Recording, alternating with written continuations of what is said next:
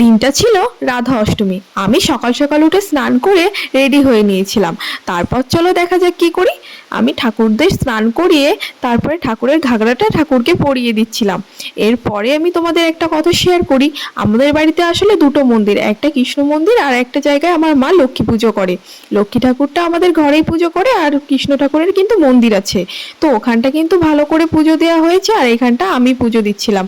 আর মা কিন্তু ঠাকুরের জন্য তালের বড়া, লুচি সব কিছু রেডি করে দিয়েছিল। তোমরা যেই বাসনগুলো এখানে দেখতে পাচ্ছ, এগুলো কিন্তু ঠাকুরেরই বাসন ছিল। সবকিছু ঠিকঠাক করে গুছিয়ে নেওয়ার পরে দেখছিলাম যে সবকিছু ঠিকঠাক ভাবে গুছাতে পেরেছি। তো তো তোমাদের সাথে একটু শেয়ার করলাম। তারপরে কিন্তু লক্ষ্মীর পাঁচারি আর গীতা পরে পুজোটা কমপ্লিট করলাম। তারপরে ড্রেস চেঞ্জ করে প্রসাদ খেয়ে একটা দাদার বাড়িতে গেছিলাম, যেখানটা মন্দির উদ্বোধনের অনুষ্ঠান হচ্ছিল। আর ঠাকুরটা তোমাদের শেয়ার করতে না পারায় আমি কিন্তু রাত্রেবেলায় আবার গেছিলাম তোমাদেরকে দেখানোর জন্য। রাধাকৃষ্ণের মন্দির উদ্বোধন হয়েছিল, খুব